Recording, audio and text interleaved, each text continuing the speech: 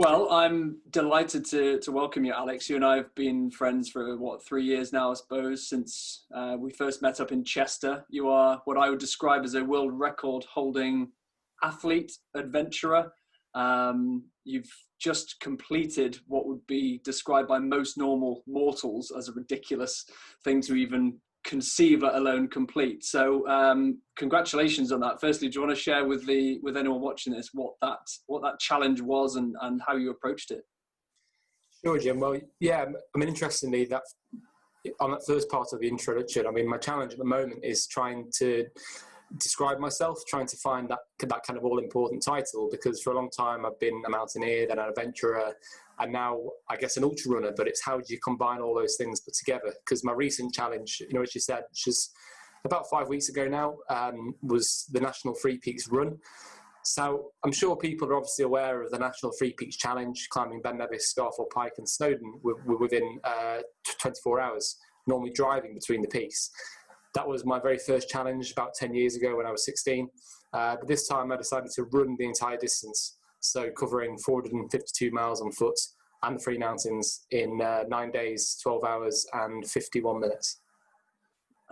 If there is a definition for Untamed, then that's probably it. And it makes everything else that we've done from the Untamed side of things look pathetic. But mate, that's an incredible achievement. And I've obviously spoken to you since, and I read your story around it. Can you, for most people watching would think that's an incredible thing to even conceive and like I say, execute. What went through your mind when you decided to do that challenge, and what kind of things, what fears and challenges did you face throughout it?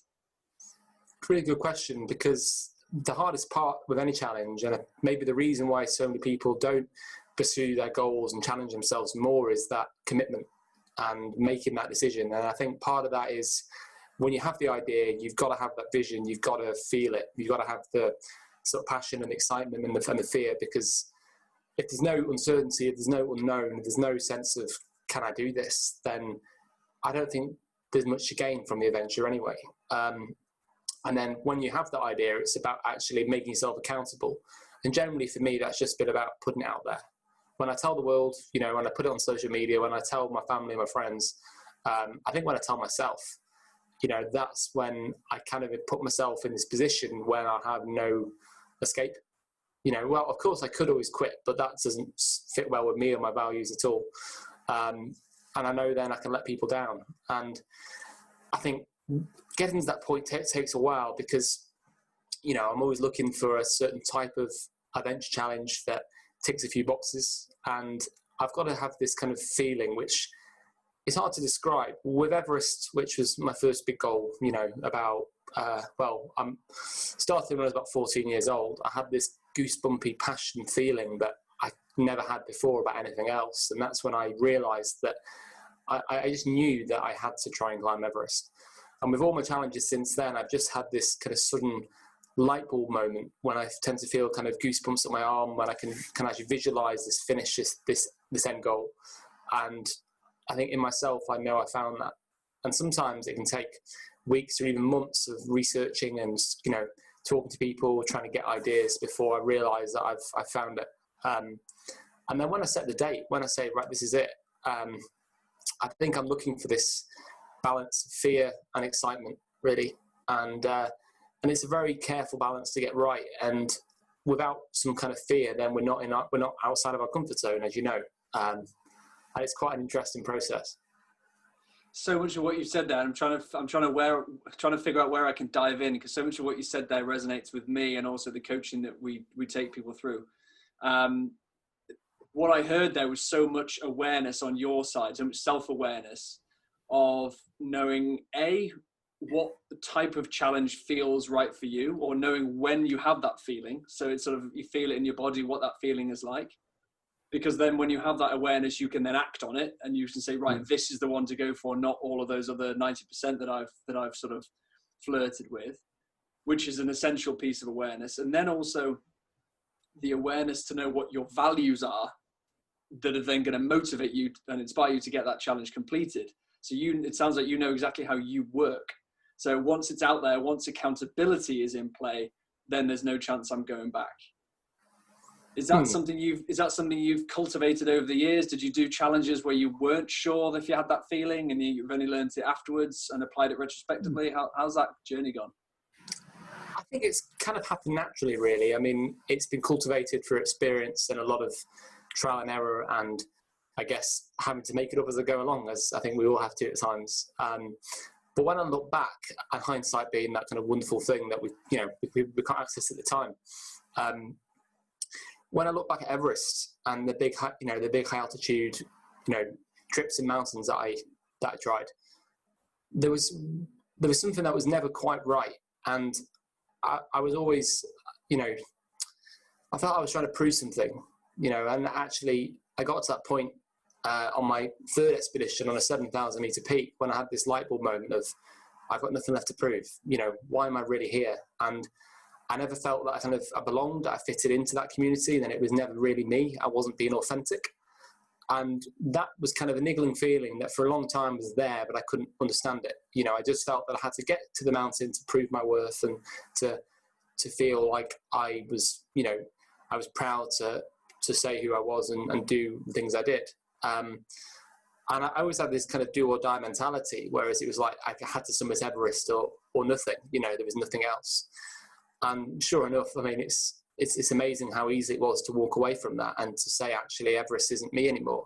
And that inspired me to stop doing kind of, these things, nearer to home, which was actually more in line with me. It was more breaking the mold and, not following the beaten path. And Everest, I learned, was just a step towards actually finding that, and I think that was only through time. You can't rush that process. And I think it kind of reveals itself in time. There might be a faster way of doing that, but I think like any awareness and all these things come from life experience, and having 2 traumatic events on Everest, I think was really key to shaping that. Yeah, no, it's absolutely essential. Something I was telling someone about on a coaching call just yesterday was, and it's something that a lot of, especially younger generations like us millennials, we seem to think that if we just sit and meditate long enough, then the answer will come to us. But in actual fact, it's action that creates clarity, not the other way around. And it sounds like you've gone on that mission where you try something purposefully, you see what works, what doesn't. And then you drop what doesn't work, you kept what did, you say, right, let's try again, more purposeful. And as you've gone on, you've got closer and closer and closer to being aligned with your ideal challenge and your ideal environment. Would that be a fair assessment? It would, but for those who may hear this and think, but I'm a perfectionist, I like to have clarity before action. Don't worry, I'm very much there as well. And I'm in a very regular frustration and battle with trying to get things to line up well and find that sense of clarity. And I've had to accept that you can never get it 100%. But if we wait for perfection, we'll never act. And you get to this point of kind of frustration and kind of having to accept it a bit half formed, and then suddenly I'm drawn into a new project, a new goal, which it will actually help answer some of it anyway. It will bring out some of the answers and help me realize what's actually important. It was on that mountain in 2016 when, I think I lost the motivation to actually climb the peak because I kind of realized I didn't want it enough. It wasn't for me. It was just trying to prove something. And for that, we're never going to be motivated. But it took, a lot of money, 2 near-death experiences, and a lot of time to actually get to that point. But I think the risk for a lot of people is that sunken cost fallacy, where, well, I've come this far, I may as well carry on. But actually walking away from that was probably the best thing I ever did, because I realized actually it's opened up so many more opportunities that were true to, really true to me. And actually taking that action was the hardest part. That's brilliant. And again, there's so many parallels to the coaching journey that we want to help people go through, that level of taking ourselves from where we are right now, which may not feel as aligned as possible. We're not being our true self. We're not living our ideal life, and we're not reaching our potential. Going from that place to a place of clarity, to a place of fulfillment, to a place of action, purposeful action. It sounds exactly the same as the journey that you've gone through. It is. I think as well, I recall kind of our last call we did a few weeks ago, and we were talking about that sort of sense of balance and kind of purpose in life, and also where people don't have the confidence to they don't believe that they deserve what they have, then they kind of self-sabotage, they put themselves down, and therefore they're in this vicious cycle, never quite getting what they really could. They don't achieve their full potential, their Everest in life. But I've found times in my life when I've almost had what people would see as success. I've had lots of things going well, but because it didn't fit with me, it wasn't quite authentic, it didn't feel right. You know, I was in that same kind of self-sabotage cycle. I think Everest was part of that. You know, I had so much going well. And actually, it wasn't what I wanted. And so many people, I think, get stuck in that sense of, well, this is what I've got, you know, and, you know, not being willing to actually have the confidence to go for what, you know, what they really deserve. Fantastic. And we'll go into a little bit about your challenges, or at least share some of the challenges that you've been on. You've cycled from Chester to Chamonix, which is in the Alps, for those who don't know, which is about just under 900 miles. Although at least when I looked at it on the map, it did look all downhill. Shit I can joke. tell you it wasn't. Not to, well, it was the last 2 days. Yeah, crikey. Yeah. When you hit the Alps, no shit. Can imagine how painful that would have been. You've cycled up to Edinburgh from Chester in just over a day. You've run the highest peak in every county in the UK in over 72 days. Is that right? That was 2017. Climbed the highest point of all 100 counties in the UK. Mostly cycling, but walking, running, and kayaking over 5,000 miles in 72 days. It's phenomenal. And then what's it called? The Welsh. Yeah, that's it. So, which is 14 of the peaks over 3,000 feet in Wales. Yeah, the 14 highest peaks, and typically the challenge is to do that in under 24 hours. But you've got about 12,000 feet of climbing with that, and about 30 miles if you do it from base to base. I tried to do that again last year in a run, but I had a fall coming down Snowdon and had to abandon sadly. But yeah, nightmare. Well, having just done the lakes and having spent only 3 days doing 37 miles in the lakes and only doing 3,000 meters, and my knee is now buggered. I can honestly listen to that with a lot more appreciation than had I not. So that's amazing. And what is it that drives you? What is it that what is the impact you're trying to make on yourself? And what is that? Because I imagine when you're going through these challenges, you've got that voice on your shoulder going, what the fuck are you doing, Alex? Why are you here? My knee's sore, this is sore, when are you going to stop? What is it that keeps you going? Good point. And I guess it's the fundamental question that, you know, with all my speaking and all my books, I'm always struggling to kind of present it concisely, because it's something that I can feel but can't necessarily describe. But I think we're all on that journey in life, aren't we? I think really, if I can condense that, it's about, you know, why settle for base camp?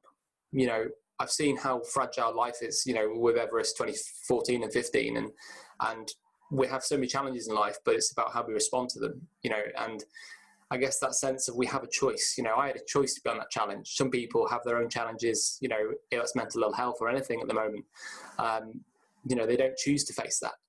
And I think it's about just wanting to achieve my fullest potential. And I know we hear that a lot. It's about, you know, people achieving the best they possibly can, but it really is about trying to constantly keep on challenging myself to achieve as much as I possibly can. But I think on a deeper basis, it's actually about making the biggest contribution that I can to others around me along the way. You know, and I already get to do that through speaking and writing at my charity, Mind Over Mountains. So at the moment, after the challenge, it's like trying to get everything realigned, because I do a bit of this and a bit of that, and I help those and help that, but I'm trying to make it all work together. But ultimately, it is about that sense of, you know, wanting to find what I'm capable of. And it was always adversity that got me into the outdoors, you know, as a way to overcome life challenges. And so giving into that when I know I'm capable, it just to give up and be defeated by a challenge isn't what I'm about. You know, it's about finding a way through at any cost and keep moving forwards. Relentless forward motion, as you say. That's the mantra. Yeah, it works in all areas of life, you know, and that was definitely the mantra on the 3 peaks. So you talk about adversity, and you talk about your mental health or mental ill health, to coin your phrase, and you mentioned your charity, Mind Over Mountains. Can you tell anyone watching the adversity or the challenges that you faced that you didn't choose, and how that's inspired your charity work right now. Yeah, I mean, in a nutshell, I had a pretty normal start in life. You know, my parents gave me everything I needed, but I had epilepsy when I was about 8 or 9, which fortunately was very mild, but it was just quite an unsettling thing at a young age that started panic attacks and my stammer, which I've had ever since I've been able to speak. Badly bullied throughout school, like most of us, and just no confidence, no self-esteem or real drive to achieve in life. Obviously, people had it much, much worse than me, but at the time, that was quite a lot working against me.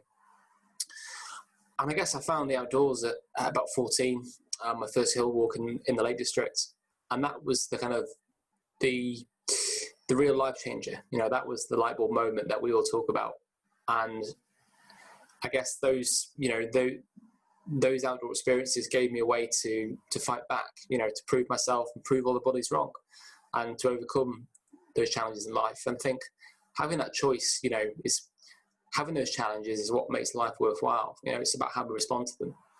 And I guess since then, that's where I've had this need for challenge, because I can't just settle, you know, when there's so much out there. You know, I'm always trying to find what's next. I love that. And I talk all the time, and the quote that I share so often is, it's not what happens, it's the meaning we assign those experiences. And for anyone watching and you talk about it in one of your articles about you were in victim mode for a short while because you didn't feel like you deserved what was coming to you. And we don't when we're kids, and we can't control it. We feel like we have no way of restoring that equilibrium. But rather than stay in that mode, you said, well, okay, I can use these challenges to knock me down, or I can use them as fuel to then go and actually make a difference in other people's lives. Yeah, for sure. I mean, don't get me wrong, it's still an ongoing process, and we all have days when we feel a bit sorry for ourselves. And after all that, even having found the outdoors and this new purpose in life, it was when I was about 16, that was when, you know, I had my kind of first, you know, bout of mental ill health. You know, I had anxiety and depression when I was 16. That resolved by running, which I found as kind of my whole new sport. And I think that's where the running first kind of came in, because I was always hopeless at sport at school, but luckily I'm quite well built for running. But then being injured a year later, you know, and having that escape and freedom taken away from me, then, you know, that then caused more depression and an eating disorder, which, you know, 8 years later is still very much a lurking threat and a battle that I have to manage. And I guess since then, I've been managing and battling that ever since. And there's been a lot of peaks and troughs that have, you know, tied in with life events. And I guess for me, you know, the outdoors and more so having challenges, having a focus has been the best medication I've ever tried. You know, and the truth is, in 2017, you know, it took me longer to get an NHS appointment for mental health than it did to cycle around those 100 countertops 72 days. Wow. You know, and I guess, so fast forward to early this year, we started Mind Over Mountains as a charity to make those outdoor experiences accessible to people. That's phenomenal. And tell me more about tell us, whoever's watching, tell us more about the charity. Tell us the impact that you want to make, and who the people are that you're serving. So fairly early days, and I think the charity was kind of meant to be my longer term legacy when I retire, you know, and I started it a bit early because there was a need and a demand. And I was going to say, anyone watching this was like, retirement, what? Well, yeah, but the thing is, I'm already like unemployable because I'm self-employed, so it's fine. But I think, yeah, the charity was the idea behind that is all my challenges have always been for a charity, raise money for good causes.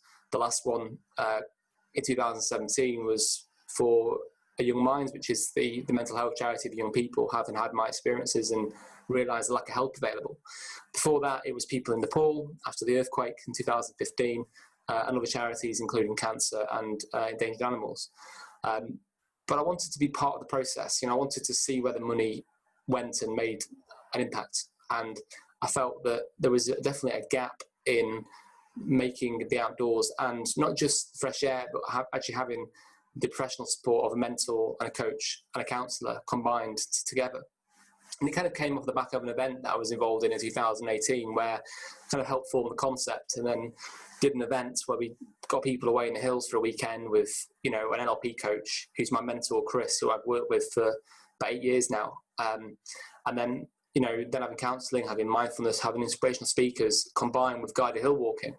So it's not just, being outside, because if we could just go for a walk and cure ourselves, that'd be great. But sadly, it's not that easy. And that's inspired me, that we saw the difference it can make to people from a sort of Friday to a Sunday. And so basically wanted to make it more of a charity so that we could reach the people who need it as most. Some of those, don't necessarily have a diagnosed mental health problem. They might just be still struggling with stress, anxiety. They just need a break away, like we all do, from our busy, hectic lives. And so we started to do more of, these events where, we took people away in the hills, just to create that inclusive, safe, confidential space, just to walk and talk, basically. There's something about being outside that makes it a lot easier, than being stuck face to face in a room. And again, we were just inspired by the impact. And then obviously we had more plans for this year. We registered as a charity, which took months and months. And it's myself and Chris, who obviously we've known each other and worked together for a long time now. And it's been really good to build something together. And we've brought in a core team of people who have that lived experience of mental health and, the right skills to just to make it work. And so we had plans for this year, but obviously COVID had other plans for us and all charities. And so you had this perfect storm. You've got everything to make people prone to mental health problems, those who had existing issues, and those, obviously, it's brought in completely new ones as well for many people, with the trauma, the isolation, the job losses, and so on. And yet, as charities, we were left scratching our heads wondering, how can we help people when we can't even meet up, So eventually, when the restrictions, they eased off a bit, we, adapted our events to kind of a one-day walk, again, with the same support in the mindfulness and coaching, and then doing, then actually, having that, actually virtually, what was that? And then actually doing, bits on Zoom as well, like we are now. And so we do some of the coaching, on the virtual platform, which allows us to make a bigger impact than we can just in one day even in a fairly small group. It's hard to get around everybody. And so that's kind of what we've been doing since July. And it's been so good to see people just reconnecting with the outdoors and smiling and just enjoying reconnecting with real people, not just being on Zoom. Phenomenal. That's great, but there's no substitute for it. And you can tell people have really needed that more than ever. And lockdown has given us an even stronger example of why these things are so important. And so, I could say so much more, but on those events, we've got people that, have been carrying so much, whether they've been dealing with childcare, they've lost their jobs or bereavements and so on. And people have been coming back. And we've just done our fourth event in Wales, our first event in Wales. We've been in the Peaks in the Lake District. We're going to the Yorkshire Dales in a couple of weeks. We're in the Peaks again this weekend. And next year we've got so much more planned. So my 3 Peaks was, that was an aid of mine, that was all an aid of it, and raised over £11,000. And also thanks to your help there, Jim. Because all the sponsorship has helped us to smash the target.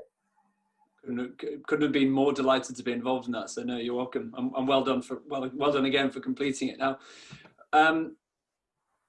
you talked before about peaks and troughs and about it being a constant sort of challenge, narrative, dialogue, however you want to describe it. And I want to touch on that because this is going to apply to people watching this anywhere, whether it's whether they have been diagnosed with a mental health disorder, whether they just whether they sort of informally are challenged on that front, whether they are starting a new business and they are riddled with self-doubt, where they're transitioning into a career, whatever they're doing, whatever bold sort of life changes they're making, there's a strong likelihood that these fears are going to crop up. So can you tell us what those peaks and troughs, or your relationship to those peaks and troughs now, and give any advice to people out there who may, sometimes feel like they're on top of the world when they sign a new client, and then sometimes feel like they're, the next success is a million miles away. What advice would you give to them, and how has your relationship to those peaks and troughs changed? I wish I could put the answer in a jar and then we can open it every time we need it, because it's strange and it's quite bizarre how much things can sort of change, And I mean, as an example, on my challenge, on the 3 peaks, every night I was in bits thinking, how on earth am I going to run another 50 miles tomorrow?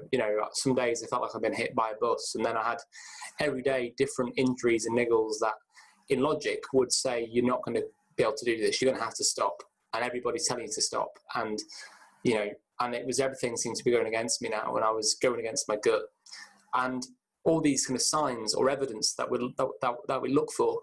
And with anxiety and fear, those things can be completely taken out of proportion as well and play all sorts of tricks with us. But I think it's all about waiting to the next morning, because after that first half an hour when I'm hobbling and, I look like I literally walk like I've been hit by a bus. Even though I've had all these injuries, within half an hour, I start running again. And then before I know it, I've run another 40 odd miles, or, up to probably 50 miles at times, and it's that case of knowing that things can change, not making any decisions in the moment, sometimes waiting to the next morning, because actually so much can change if we just hang on a bit longer. And I think so sometimes, you can, when you get those kind of sudden boosts and those highs, you can think, crikey, how on earth did I feel that bad and hopeless last week? But when you're in them, you feel completely hopeless. You're blinded to what could be coming and what is happening. You tend to look for all the negatives. And, I know I certainly do. And I think in those, because I've, had experiences that are a bit unusual, around the world and Everest, and I've always had quite, I've needed a lot to get that same kind of kick. So for me, the peaks and the troughs are quite dramatic. And yeah, it's quite startling how I can change within a matter of a day when, that sense of hopelessness just appears. But I think really for me, it's about knowing there is always another peak, and it's about breaking it down into small milestones, and knowing that this blip, all these setbacks can't last. They won't last. So I think it's about having the faith that there's another peak coming. You just can't see the top of the mountain. And I think that's when sometimes we need support. That's when we need to reach out to our coach or people around us at those times, because otherwise we can kind of close ourselves away, and I think sometimes we don't realise the facts. We're looking for all the negative that's working against us. So how much would you say when you're in those moments, I mean, you talk about, tapping into your environment and the tools you have available, which obviously being a coach, I couldn't agree more, as a wise thing to do. How much when you're in those lower moments and you feel like it's a daunting step, do you try now and force your way out of that situation through solutions and practical steps? And how much do you just sit with it, knowing that it will alleviate at some point? Where's the balance? Really interesting question. I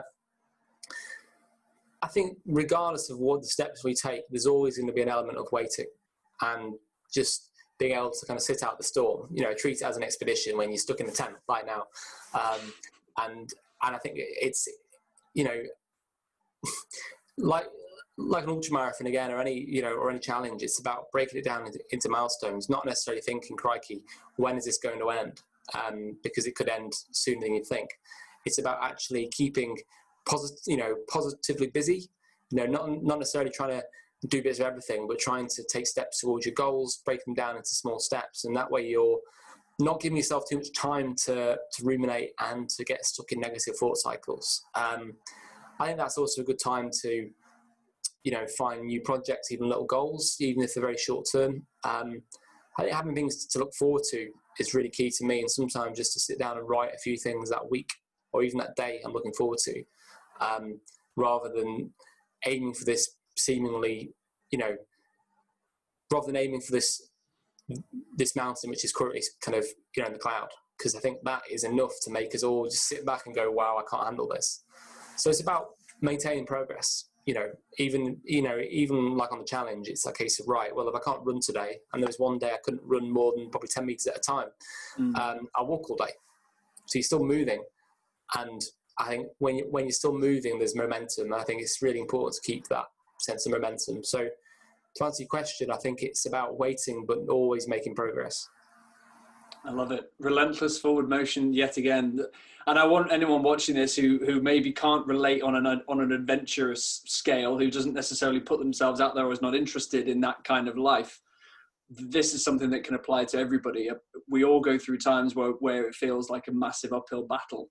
And those are the times when it's a case of just, like you say, taking one step at a time, saying, okay, what's next? What's next? You don't climb the top of the mountain in one step. You take it one step at a time. So I think that's absolutely solid advice. One final thing from me: what's the biggest or the one takeaway you would like people to leave, having watched this interview with? Well, no pressure. Yeah, it's interesting because at the moment I'm still kind of processing everything from the 3 peaks and all the lessons that taught me. And I guess, trying to choose one.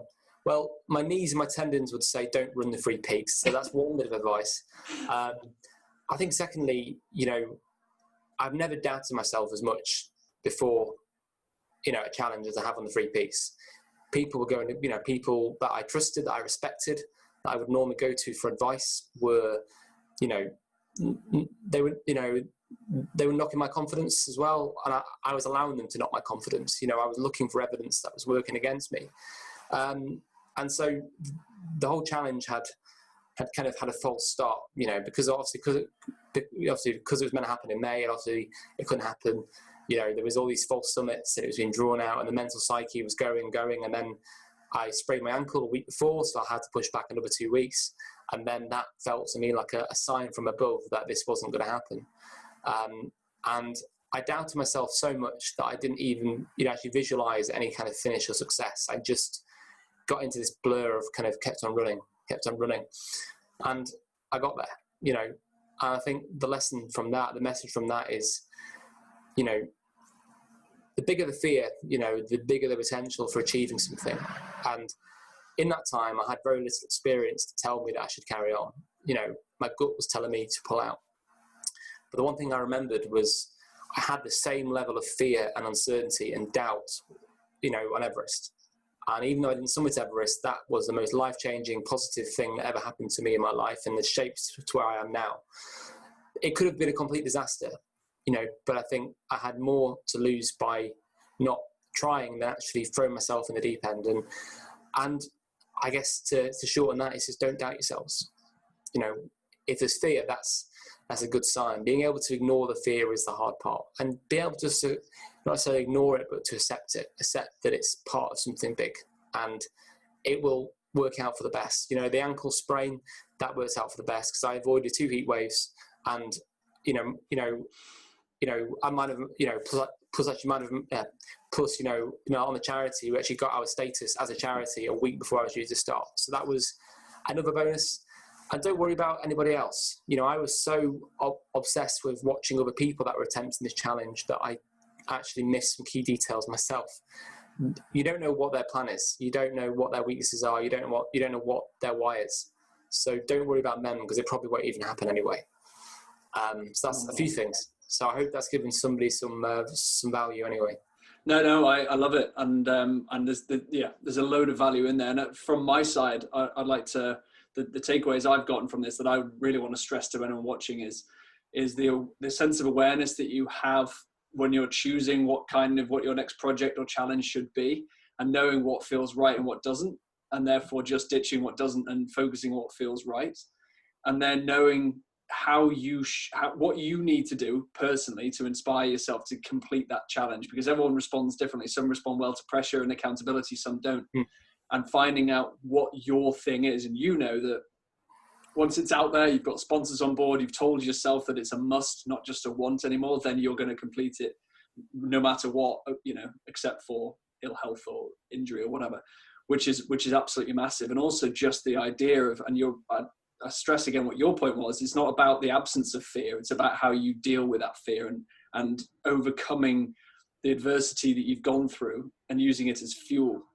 rather than a stick to beat you with. So as a result, you combine all those things, you're now making a major difference to people around you and in your community, whereas some people manage to just get stuck in victim mode and they're not adding the value that they could do. So I think it's a phenomenal journey that you're on, and I look forward to seeing you to continue to succeed. I hope so, Jim. And I think I have an obligation to share the things I've learned and hopefully inspire people to, take on their next challenge. It's not necessarily about doing something this ridiculous. It's about something that challenges and scares them. It's all individual. There's some things that might seem very normal that would scare the hell out of me. It's knowing what's right for you. And also another advice is to kind of attach onto that one is be very careful about, the advice you take on, because you've got to know what their values and intentions are. I mean, some of the people that were telling me to stop during the run, that didn't necessarily understand ultra running, which isn't conducive to self-care. It's a bit brutal. And also knowing, what their motivations are, because, it's got to line up with you and what you're trying to achieve. Because you have to think, well, where's that coming from? What experience is that coming from? When it comes from people that you trust, okay, that's when it tends to knock our confidence a bit more. But even then, I think we know our capabilities that much more. I think when you make a bold claim, then you've got to follow through, or at least do your best. But yeah, again, on a personal note, Jim, obviously, I know over the year we've had, the last years, we've had lots and lots of chats about everything from flow to mindset to, finding purpose and brand and all these things. And that's been a huge help for me as well, and has helped me to work out where I am on this crazy journey. So thank you as well. Awesome. Appreciate that. Thank you very much. As always, mate, it's been an absolute pleasure. So thank you very much, and look forward to talking to you soon. Cheers, Jim. Cheers, guys. Stay untamed.